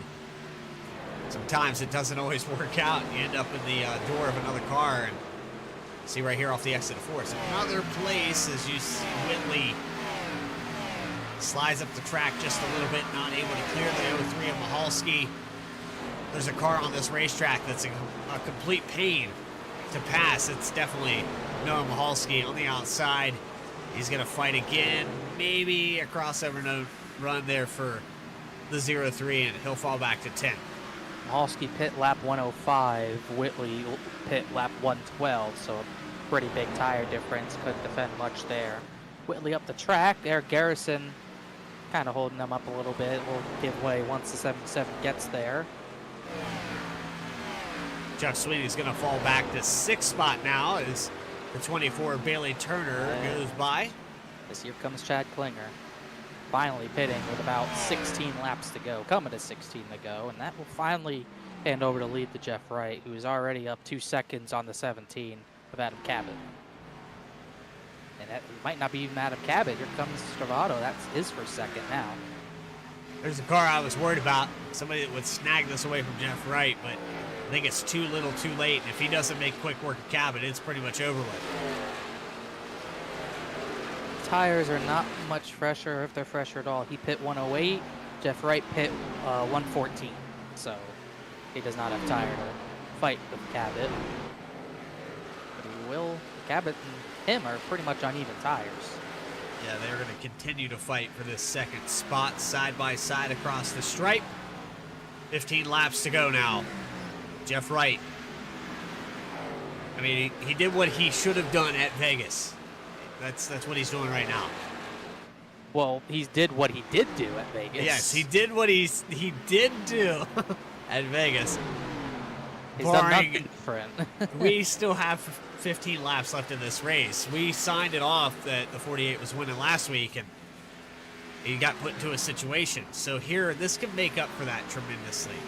You see the 73 McWhorter is 5th position. This is only 4 or 5, but the most laps led, a lap led on top of that. I think McWhorter's been kept out of that lead all day long. We're talking about probably 7 positions or 7 points. That's the only thing that McWhorter probably could have done differently, is maybe stay out to get an extra lap led. I'm not, like you said, I don't think he's done that, but what he has done is recover well after the first initial mistake on pit road, almost missing it. He's recovered. He cycled out the 5th. He might cycle out the 4th because he has caught Bailey Turner, although Kevin Pittman's kind of sitting in the way a little bit, even kind of chopping the 73 a little bit. But as long as he doesn't get too caught up in it. Let him know he's not happy. We need to get on that radio with that 73 right now. Well, it's going to cost him the point here. Here comes Joshua Banks for this position. Now he's in a 3-wide situation. I would absolutely be on the radio with the 73 and tell him, hey, what's going on, big picture here? That's not going to go over well because Gavin Pittman just pretty clearly tried to right rear Joseph McWhorter. Thank goodness it didn't work out for him, but I don't think McWhorter should have booted him in the first place. I think he was mad that he was in between him and the 24. That could be a 2-point swing. I think he was going to pass Bailey Turner. We'll look next week. That's Maybe that'll make a difference, but yeah. If he it lost comes down to that 1 point, Connor, he's Or going to two. think back on this moment right here. or 2. I'm not sure why Pittman felt like it was fine to just try to right rear the points leader, but at the same time, I don't know why he was seemingly blocking him from getting the Bailey Turner. That made no sense to me. He's a lap down, not in the battle, but poked his nose into the battle for no reason. And I love Pittman's it. I on his love it from my bumper, so- perspective. Well, This Pittman's is- on his bumper, so that might not be over either. So oh boy. Keith Shoemaker getting out of the way. And now instead of the 73 getting the 24, now Joshua Banks is chasing him 24 down for that 4th position. It's going to happen, Connor. Look at this. Look at these two. Look at Pittman. Gavin Yeah. Pittman 1 lap down. He's going to go back in front of the 73. The fireworks aren't over. I'm wondering why he was blocking the 73 in the first place. Oh, Turner and Banks just made contact up ahead. What is going on? Oh, there's 2 races left. That's what's going on here in Saturday Night Racing League. See, now Pittman, has fresher tires, so maybe that, I think Pittman has fresher tires. Maybe that's why he was trying to block Porter, thinking he was just going to clear him, but I don't know. It just seemed wrong to, the contact into 3, trying to right rear him was what was wrong about that, but there's more contact even up ahead of him. I think Banks is going to get that spot for good. But even then, you go back, the 35 got around McWhorter. He wasn't even able to play defense because of that contact. And he got into the back of Pittman first that checked him up. So, I don't know. I mean, that might be where Gavin was coming from. But here we go. Yeah, but that's why you don't right rear a title favorite. I don't care what they do to you. And especially when you're a lap car in the middle of a lead lap fight and you're clearly protecting that battle from happening. Not because he's trying to hurt the 73, but he's just trying to help himself. But I don't know, it just seemed weird to me. We're under about 7 laps to go now, and he's still, McWhorter might be able to get Bailey Turner still, but he could have stayed ahead of Joshua Banks in doing that, so he'll have one more shot at the 20. Well, he might have shot the 22, we'll have maybe one more shot at the 24. Chuck Sweeting's Yep. still 8th, by the way. Well, I think he's pretty much committed to the end of this race and could salvage a top 10. He's got 2 seconds back to Noah Mahalski, now 1.3, as it's fallen tremendously. Does the 75 have enough to make it to the end as we approach 5 to go? Before the cycle started, he was about 20 seconds, so he's got still 20 seconds over that position to work with if he wants to try to hold on to it. Still looking at him, and I'm still looking at Gavin Pittman just sitting in the middle of this battle. I don't get it. Mark Whitley 7th, Sweeting 8th, Mahalski 9th, Ray Massey a quiet 10th place, but he's kind of cheating down the racetrack. Running the high side maybe now. I don't know if he's trying to get Bailey here. Now he's going to get to his right rear and maybe finally take the position away. It took a little longer than it probably should have. Now this opens up a door for the 73 to make back one of those spots. Spun around on the front straightaway, and once again, a late caution comes out. Oh, no. It's Stephen Davis in the 66th, who was 1 lap down in 29. And once again, Jeff Wright's going to have to fend off a late race restart. See what happened on the V-Speed incident? I just can't believe it. He just got loose out of turn 4 and overcorrected it. He almost took out Chuck Sweeting. And almost got a piece of that. So Chuck Sweeting saw his life flash before his eyes, but he actually gets a break because he'll be able to pit and get fuel in the car. But once again, late race restart that the 48's got to survive here, and more importantly, the 73's got to survive it too. Yeah. Yeah, this could be the complete opposite to make up for Vegas. This could be a complete opposite thing. Well, And with how much track position matters here compared to last week at Vegas, we only saw one person take 2 tires last week. We could see many more. We got 21 drivers on the lead lap. Oh my goodness. What else can you say? I mean, I thought it was going to be a bigger crash than that. It ends up being a single car crash as Villalobos pit with the leaders. He almost did that last week as well. But Jeff Wright does have a gap over majority of the field. 2 cautions, 9 lead changes here today in a race that was becoming kind of a strategy battle. Jeff Wright with a almost 3-second lead. It's going to come down to who could survive as we will have, I believe, our first green-white checkered of the day. Well, it will be, yes. Here comes Chad Klinger. He took 2 tires. Joshua Banks took 2 tires. So did Mark Whitley. Oh, goodness. There's 3 drivers. Jeff Wright will restart 4th. I think Mahalski is going to restart behind the 48. He took 2 tires.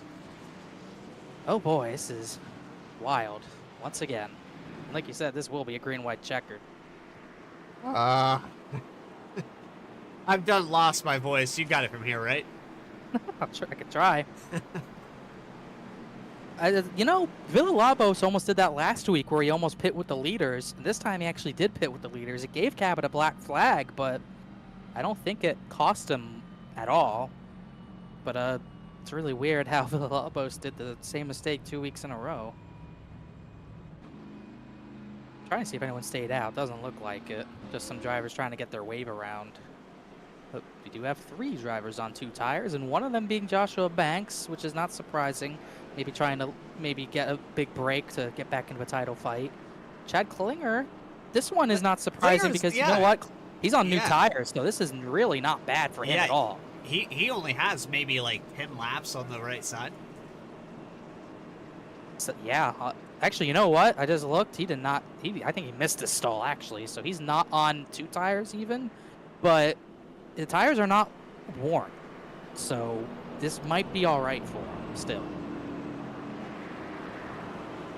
It's not all right for my heart rate, I can tell you that. I'm just wondering how. I got a lot to unpack here. Just wondering how turns 1 and 2 will go, because that's really going to dictate if these guys, these top 3, will be able to make this work. They got to get through 1 and 2 well, and just get off the line on the restart well. It's going to take Jeff Wright until probably turn 3 to make any sort of passes if those 3 play it right, especially since he's going to be restarting on the top side, and you'll have Mahalski on 2 tires to his inside. And Cabot's going to be on 4 as well. It's going to be really hard, I think, for the 48 to make those spots up pretty easily. I don't know how much he's focusing on making up spots as much as he might just be focusing at this point on finishing the race, something he could not do last week. Yeah, with the circumstances last week, it flew out of his hands. And this is similar to what we saw at Vegas, so. That's going to help Jeff Wright a lot because Chad Klinger just took the outside. That will give the 48 the better jump compared to the 35 or 77. So that is huge for the 48's chances. Barring that the 09 doesn't have any wheel spin. Because even though these tires are newer, they've still been through a heat cycle. His fall off over that run was already a half a second off. So there is fall off there, but it's not his tires, his left sides and right sides are still fresher than the 35s though. Well, let's group it up. Crack open a cold one. Let's see a great finish here for the second to last race. The Saturday Night Racing League Season 2. Chad Klinger, Joshua Banks, Jeff Wright, Mark Whitley, Adam Cabot, the top 5. Mahalski, Turner, Stravato, Bell, and McWhorter for the top 10. This is going to be a big jump for Jeff Wright on the outside, but Banks has got to be ready as well to try to stay side by side with the 09 to have a chance at winning. Green-white checkered attempt number 1 underway here from the Nashville Superspeedway. 2 to go when they cross the line. 35 got a decent jump. He might be clear of 48, not quite. 09 got a good jump as well. Oh, they're banging doors back there. 4 wide back there. They kept it straight for now somehow. Klinger's got a good run off of 2, but 48's got a better run. 3 wide for 4. Whitley in the middle, Cabot on the outside. They're 4 wide deeper in the field again.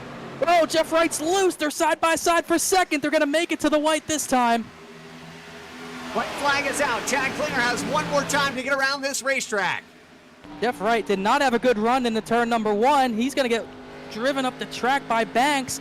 He might not have a shot at the 09 unless the Klinger machine gives him the outside.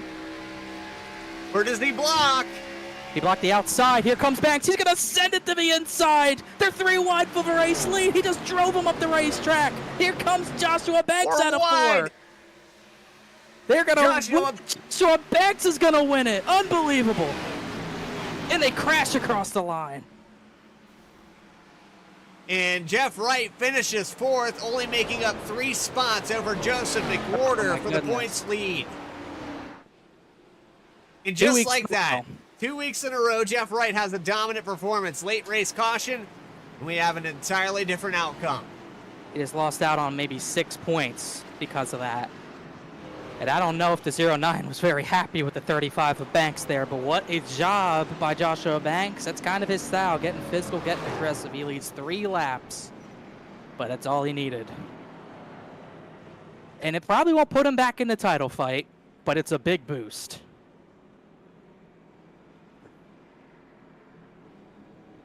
I can't believe 2 weeks in a row Jeff Wright missed out again after leading most laps. At least he finished the race like we were talking about, but that could have been a huge swing in the points. It ends up probably being maybe 5 points. So unofficially, by my math, still only a 14-point gap, but oh, he's going to be really, really upset about that. But Joshua Banks will take it. I would take it every day of the week right there. That's what you need for championship implications in the last race of the season at Phoenix. The 35 car gets another victory here at Nashville Superspeedway. Post-race interviews with your top 3. We have a lot to talk about. Chad Klinger, who led those last 2 just before he came out of turn 4, falls back to 5th. Joshua Banks, a victorious, oh man, the voice is gone. It's had enough. Bailey Turner, Adam Cabot, the top 3. We'll have those final results up on your screen momentarily. You're watching Saturday Night Racing League live on V-Speed. Drivers, start your printers. To keep pace with the ever-changing landscape of marketing and advertising, let Clark Print Shop help you spot the trends and keep you in front of the pack with all your color printing needs. From business cards to invitations, menus to mugs, we can print anything you need on paper or your choice of over 3,000 promotional items. Visit www.clarkprintshop.com to browse our online catalog and place your order today, or call us at 276-889-3426. For a limited time, use the code iRacing for 23% off your first purchase. The staff at Clark Print Shop looks forward to handling all your color printing needs. In the heartland of our country, something magical is happening. At Walkin' and Rollin' Costumes, we know the power of community, of hands coming together to create wonders. These costumes are symbols of love, compassion, and inclusion. Your hands can craft dreams. Join us at Walkin' and Rollin' Costumes build events and be a part of something extraordinary. Introducing Tractor USA, the best way to buy and sell premium ag and construction equipment. Tractor USA was designed to be straightforward, simple, and affordable with zero commission and live auctions every week. Tractor USA auctions offer the finest selection of pre-owned tractors, combines, and other ag and construction equipment from across the United States and the world. Simply go to tractorusa.com to get started today. Back live from Nashville Superspeedway. The Saturday Night Racing League has concluded with a little bit of overtime here today. 152 laps here of the originally scheduled 150. Joshua Banks becomes victorious. If I would have told you that at mid-race or, 3/4 of the way or really from the start, you wouldn't have believed me. But yeah, the 35 car won this race, and the final results up on the screen. The guy that led the most laps today falls back to 4th. Bailey Turner gets 2nd with Adam Cabot. Concrete Cabot getting up there in 3rd. Chad Klinger, who led on that final restart, he held him off for 2.5. I mean, he did what he had to do, but ultimately just a top 5 day. And I don't know what lane you need to block there, Connor, but and well, either way, he was getting. If he blocked the bottom, he's getting sent by a 35 with how far Banks threw it in there. But Klinger, considering where he was after his strategy, I think he afterwards, after he stopped being upset about the finish, I think he'll take a top 5 for sure. Alex Bell is going to get 6th position with Joseph McWhorter, the points leader, back to 7th. He'll lose 3 positions on Jeff Wright going into the final race. Jeff Wright probably going to have about 16, 15 points to make up at Phoenix, and then it's Ray Massey, Noah Mahalski, and Derek Garrison, the top 10. Garrison, Mahalski getting top 10s. That's pretty clutch of him. Brian Chambliss gets back up to 11th. Adrian Travado, top 3, top 5 all day. That restart was not kind to him. He finishes 12th. Chuck Sweeting kind of lost out as well. He got the break after being close on fuel, but he only finishes 13th. Mark Whitley, 14th. He lost out as well. Caleb Weekly, 15th. Lakatos, 16th. Dakota Floyd, quiet day, 17th. Another quiet day for a chase driver, Ryan Carwile, only 18th. Eddie Trejo and Max Cost maybe got a little bit of a break from that restart. They finished 19th and 20th. 21st goes to Jerry Bergeron with Angelo Huronis, and 22nd. 23rd, Brandon Fetterplace. Eric Garrison, 24th. Austin Belkey, and 25th. Brandon Wallace, 26th position. Julio Villalobos is going to finish 27th. Gavin Pittman, the 22. We saw some fireworks with him earlier in this race. 28th tonight. Stephon Davis, the second caution of the race there on the front stretch, 29th. And Keith Shoemaker will be 30th. We have 3 more cars that started this race here today. Mark McFadden finishes 83 laps down. Bryce Shoemaker, early exit. He was the first yellow of the day with 39 of Ethan Collier was also involved in that. Those 2 cars had an early vacation from the race, and that's unfortunate there, especially for Shoemaker. He was looking pretty good here in the late season, but that brings us down to track side, where Adam Cabot, our 3rd place finisher of the day, is with Connor Horn. Yeah, I am with Adam Cabot. And Adam, you've qualified 12th, which I'm sure you weren't happy with. You had the fight and claw all the way to 3rd and 2nd. It seems like all race. And then they got a restart. Maybe you had a shot at the win, but it took you a long time to get to where you were running. Is this the hardest oval to pass at? Because it looked tough for everyone.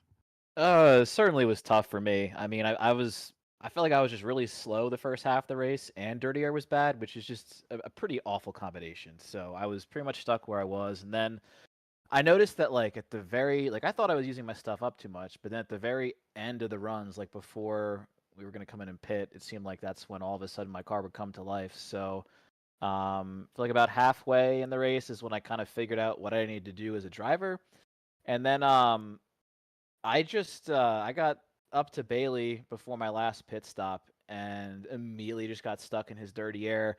So I just pit out of frustration. I was just like, I don't want to ride behind him for the rest of the race. So I just pit out of frustration. I didn't think it was actually a good strategy call. And it was just, I guess, so hard to pass. And also I kind of figured out what I needed to do behind the wheel towards the end. So I somehow was able to, I was going to finish 2nd there before the caution came out. Which would have been a pretty good rebound. I feel like if I figured things out sooner and qualified better, maybe I would have had something for Jeff. But he was quite a bit quicker than the rest of us today, and obviously deserved to win before that caution came out. And then it was just a crazy restart. And yeah, I mean, all things considered, I'll take a P3 tonight. I'll take a P3, but obviously tough to pass. And obviously, just like last week, we had the crazy restart. Didn't go through all 3 green white checkers this time, but obviously a crazy finish kind of left you hanging a spot behind where you were running. And so really, really tough race. And like I said, it was an aggressive restart. Were you surprised by any of the aggression on that restart? Or is it just what you expect at a restart, especially at a track like this? Yeah, not really. I wasn't surprised because you had a mix of people staying out and 2 tires and 4 tires. I knew it was going to be crazy, especially with just how I feel like unpredictable this track is with the grip levels. Like you drive in expecting a certain amount of grip, and it's usually not not what it actually is. But I just can't wait until this car gets whatever update the truck got, because the truck is a lot of fun to drive now, and this thing absolutely sucks. Every time I drive it, I hate it. So I don't know. I guess it's kind of like the Kyle Busch car tomorrow talk, but they need to get this car in shape. It's been the same for like 10 years now. Yeah, they need to get those updated physics the truck got. And maybe one day we can hope for that. But everything is new damage model, so that's all fine and dandy, I guess. But yeah, it's definitely a tough track and a tough car. But you still get a P3 out of it. Concrete Cabot almost struck again, but not quite. So at least a decent congratulations on the P3. Anyone you want to thank, anyone you want to shout out? Just everyone who makes this happen. It's fun to be able to just hop in here on Saturday nights that I'm free and race in a very, very competitive league. So yeah, shout out to the broadcast team. Shout out to Jeff and everyone who makes the league happen. Yeah, so Adam Cabot, a P3 finish. Thanks for talking to us, Adam, and we will see you maybe next week, or we'll see you in the future. Hey, where are we racing next week? I believe Phoenix. Yeah. See maybe I'll be watching the VSP broadcast of the championship then. All right. Well, either All way, right. we'll see you soon. See you All next right. season, possibly. Have a good night. All right, see you, Connor. And that moves us up to second place finisher. Adam Cabot, though, I mean, for all in all, he started kind of deep in this field. He did a lot of work and still got a top three. It wasn't the worst case scenario. I think with all these pit cycles and the way the caution fell, it could have been a lot worse for him. It could have been one of those Jeff Wright moments where he got pushed out of the way. So, yeah, hopefully he does make it to the racetrack next week, though, because the guy's talented. Definitely talented, no doubt about it. So we will see him. If we don't see him in Phoenix, we'll see him another day, probably in this series. And we got another guy coming up. Is pretty much his teammate Bailey Turner finished in the second position. I got Bailey as well. I'll drag you in here real quick, Bailey. You get a second place out of today. Seemed like it probably wasn't your day as far as winning. The 48 had everyone covered, but just like last week, had another crazy finish with another crazy restart. How much deja vu were you feeling on that restart when the yellow came out? Yeah, I actually hadn't made. I mean, I knew we had the cautions late last week, but I actually hadn't made that connection until you said something and remembered that I was the three wide king last week. But no, that was the sorry, you may lose my train of thought. Anyways, the tires. I told everybody on the tire strategies there definitely made a big difference as far as some guys taking two, and I was in the right line as far as the restart on the high side. And I learned from the first two restarts of the race that a lot of guys were over driving it into turn one and kind of sliding up the track. So I took it pretty easy into there and kind of built a run on Adam, and we door banged for the next lap or two. And coming to the line there, yeah, I thought Banks was about to get himself right hooked, and it was going to be between me and Adam on a drag race. But luckily they hit flush and nobody wrecked. So that was fun. But yeah, just I think if Adam didn't say it, I'm sure Dirty Air was the king today. Seemed very single groove and really tough to pass. And the short pit worked a little bit, but not enough to hold somebody off like Jeff, like you said. That once he had way fresher tires than all of us anyway, he was able to just blow right by us. So unfortunate for him. I feel like that's 2 weeks in a row that his championship hopes just keep getting taken away, so that's unfortunate. But yeah, it was a fun race, and glad we made it to the end. Yeah, and I'm looking at the stat right now, at least on SimRace. Right before I ask you another question, he led last 2 weeks combined. He led 214 laps, and he gets a 25th and a 4th out of it. So tough for him, but he at least closed up a little bit on the 73. But back to you, obviously finishing second, and obviously the crazy finish, and obviously like you said, just hard to get any track position even with the undercut. We obviously saw two tires kind of work for the drivers up front. Driver on two tires won the race. Were you ever thinking about two tires? You just think it was impossible? Yeah, we run another league here on V-Speed for BTDY, and the guys that took two tires ended up winning the race. And I thought for sure Jeff and those guys would take two. And I'm just a driver. I want to, if I can, I want to be on offense and take four tires. So it crossed my mind for half a second. I had the left sides unclicked and decided last minute that I wanted to have a little pace on the end there, which obviously it paid off. I just put myself in the right position, and me and Adam got door banged it to the finish. So. Yeah, like I said, it was pretty fun, and yeah, looking forward to going to this race actually in a couple weeks. Yeah, it should be much more fun in real life, I would think. But usually ask two questions. One more quick question. Obviously, pretty big dive bomb by the 35. You guys mixed it up earlier in the race last week as well. Were you surprised at all by the move or no? Are you joking? I mean, no. That's I mean, Banks has made a living off Uh, of outbreaking guys into the corner, if that's what you want to call that one right there. But no, I mean, yeah, he put himself in position, and Chad like seemed like kind of left the door open. I don't know if he was kind of preoccupied with the 48, but yeah, that probably wouldn't. If I was in the lead, I probably would have defended bottom. But what are you gonna do? Yeah, and I think I just asked a rhetorical question. That's Yeah. pretty much the answer I was expecting. But either way, it worked out a little bit for you. You get a second out of it after running top 5 all day. So congrats on that. And we want to thank and shout out. Yeah, all of the boys over at I think in this league we run in Hutton Motorsports. So Hutton Motorsports, even though Eric isn't here, hoping pulling for Jeff next week. Hopefully he can pull a miracle off and come home with championships. Bailey Turner, another top 3 runner up by just under a tenth of a second tonight. Congrats, Bailey. Thanks for talking to us. Thanks. And by the way, Bradley, excuse me to cut you off, but at least the unofficial points on SimRacer Hub shows a 15-point gap from Jeff Wright to McWhorter, and Joshua Banks is actually 24 points back after his race victory, so maybe 24 points between the top 3. So you're telling me there's a chance. There might be a chance there. And speaking of Joshua Banks, I think you got him in victory lane with a huge win that might put him back in the title fight. We'll see. I do have him in victory lane. I just wanted to say before all of this, Joshua Banks, how many weeks, man, that we've had just a late race caution that parts the seas, puts everybody in a different circumstance. The situation completely changes. You felt like, it's over. Like, I'm just here. I'm going to ride. I'm content. And then suddenly, now you're making strategy calls and everything changes. Yeah. I'm a little bit baffled by the way this all turned out. Definitely was not expecting to be sitting here talking to you as a winner of this race. I was expecting Jeff Wright to be sitting here, so it's kind of weird sitting in his seat right now. Well, we saw it last week at Vegas. I mean, it tightens it up here. You're 20. What did you say? 24, Connor? Yep, that's what SimRacer Hub says. 24 points back from McWhorter. Okay, so there's a chance you can end up picking up a position on the 73, and you can get this 48. championship and the 48. This is what you hope for, right? Now with this win, this puts you in a better spot. It does. If I know y'all talking it up, but it's hard to talk about next week knowing I'm probably not going to be there. So it's just You're going to be there. Come on. I know, but the little baby girl on the way that's due Tuesday, we're going to be busy with that, trying to get in the swing of things with the little baby girl. Yeah, it's going to be tough. I doubt we'll make it. I'm like 10% if the wife will, feel good enough to do it. So you hold her hand and then you race on home. That's what you got to do. I hear.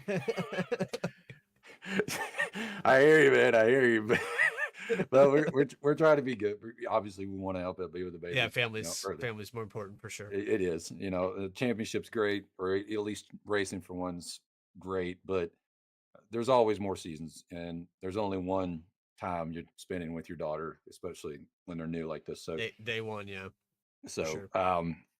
Hopefully next season we can come out strong again and get back up here and fight for championships. But I'm telling you, Bradley, this is the way this race turned out. It blows my mind.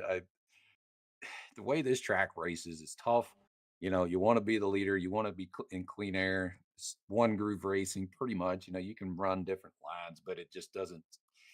If you don't have the clean air, you're not going to go far. So it was definitely tough trying to keep pace with Jeff. Obviously, he just had the better car tonight. He's the real winner in this one in terms of raw pace and everything. But like you were saying, just comes down to it. You got to make these calls at the end and go for it. Because you just never know. You don't ever know. And every race that's pretty much happened here in the Chase, we don't really know. We've seen some fireworks all season long, and the second season here at SNR has been fun. I'm glad you're a part of it, Josh. And one more question for you here. You go through that final restart on the green, white checkered. You get to the inside of Chad Klinger on 2 tires. Was it your mindset when he went up high to block? It looked like he maybe was trying to defend the high line going into 3 and 4. What was your mindset as you came through that final set of corners? I'm going for a win, and I want to do what I can. I don't want to wreck anybody, but I am going to use what I can, and I expect the same somebody to do it to me. As much as frustrating as that would be, but the door was there. When a door's open, I could have just said, okay, we're just going to ride in this line, make sure everybody stays straight, and give somebody else possibly the win, because the bottom wasn't the best line. The top was definitely better for defending, in the first couple laps. So you just got to do what you got to do. And that's what I did there. And like I said, the door was open. We stuck it in there. I know we drifted up a little bit, but, made it work. Well, I can tell you this: you come out here victorious, you're going to be on point for, the birth of your baby girl. And I hope that next season you can be up here in the podium many times. Maybe we'll have a championship that it could have been, and get you a repeat there for next season. But Josh, anybody you want to shout out while we got you? Man, we got the admins always doing a good job. It's funny, ironic that I'm thinking the admins putting on a league, and then here I am sending it into Racing 'em. free and racing them and moving them out of the way to win the race. So, how ironic is that? But thanks for the admins for doing an awesome job with this league and putting on it every single week. Definitely looking forward to seeing how this season ends out for the guys racing next week, and then of course looking forward to next season on them their end. Of course, you guys up in the booth putting on an awesome broadcast every single week. As always, it's great to look back and watch these things, even though, sometimes you don't run good. Still fun to watch. So thank you guys for doing what you do up there. And then, of course, the sponsors. We got Matco Tools, AB Motorsports on the card. Glad to get another win with them on it. And shout out to the YouTube channel. Banksy the iRacer. You'll be seeing this perspective uploaded soon. So keep on the lookout for that, as we were going through a lot of highs and lows throughout the race. So just make sure you tune into that when it gets uploaded. I would greatly appreciate it. Well, the highs and lows, I sometimes scroll across that bottom bar, and you'll definitely see the high right there at about the 150 mark, where it's just going to spike all the way to the roof. And that's where everybody's going to go back and witness this victory here tonight. But congratulations, Josh, and we look forward to next season, buddy. All right, buddy. Appreciate you. Joshua Banks victorious here tonight, and SNR is ready for their final race of the season. Connor Horn, final thoughts before we send them on their way for one more. Man. I I'm can't tell you. Looking for a finish rewatch, because I don't think we've quite dissected that yet. Because it was a crazy final 2 laps. Let's back that up just a little bit here. Let's take them on the B-roll here for just a moment while we get things backed up, and then let's take him race side. Let's see what this got. Final restart of the night. We'll dissect it. First off, Banks laid back a little bit, but he was doing that earlier, and it just wasn't working. 09 on older tires, but they weren't that much older, so a very good jump. Banks almost cleared the 48 there, and this is where we kind of realized those 2 tires might not be too bad. Looks like Ray Massey in the background washed up in a Chuck Sweeting, put some drivers up the track, but they all kept it straight while we're 4 wide back there. And this is where it gets pretty spicy at the front. I know Horonis ends up going into the grass in the background. Bailey Turner on 4 tires puts it 3 wide. But right here, it looked like thought the 48 was going to get clear and have a run at the 09, but big wiggle there. And that's what really cost him from having a run at the 09 legit, as Turner and Cabot door slam there. Those 2 tires able to work on the bottom, but Chad Klinger, with only 15-lap-old tires, able to get a good run. And then Joshua Banks there, driving the 48 up the track, trying to deter his run, maybe keep him boxed in. And then Chad Klinger does a good job boxing him in. Problem is, he doesn't go back to cover the bottom, so Joshua Banks sees all this space, decides to fire it way down to the bottom, definitely washes up the track, puts the 09 up the track, and he's got it made from there, really, because the 48 couldn't get around. The 17 didn't have the momentum on the bottom. That's all he needed to take the race victory. By the way, the margin for 3rd place, 1/1000th of a second. Cabot got it from the 48. Will that 1 point become costly to Jeff Wright later in the season, or later in the season from a week from now? Oh, we got to back up 10 more times. Just watch this coming out of the final corner sideways. Also, Alex Bell put McWhorter in the wall for the 6th or 7th position. I don't know how 17 was able to get that position. But speaking of gaining a point on the 48, I think the 73 lost a point to Alex Bell. Look at I don't know if we could look at the door slam for that position. Also, I think AJ Stravato had issues with Mahalski after the race. Didn't see what that was for. I think that was prior to that. But this is racing for the final position on the final lap. All bets are off, and we'll see out of 4. A decent bit of contact. Bam! Hey, McWhorter in the how you wall. doing? 73 had what an adventurous race to get the P7, but it all worked out. 15-point gap into Phoenix. We hope you enjoyed tonight's broadcast here from Nashville. If you did, make sure to hit that subscribe button. You'll never miss a single race. We have one more left here on Saturday nights. We're also at the tail end of the season for the Overtake iRacing Cup Series, so you'll also get to see some champions crowned Monday, Tuesday, and Wednesday if you can join us at 9 p.m. Eastern Time. But for everybody at V-Speed, Adam Baker in the background, and he'll be live on Tuesdays and Thursdays this week. Producers Eddie Smith, Morgan Cook, Christian Hill, Logan Threlkeld, and my co-commentator of the season, Connor Horn. This is Bradley Cooper telling you to have a great weekend. We'll see you next time here on V-Speed.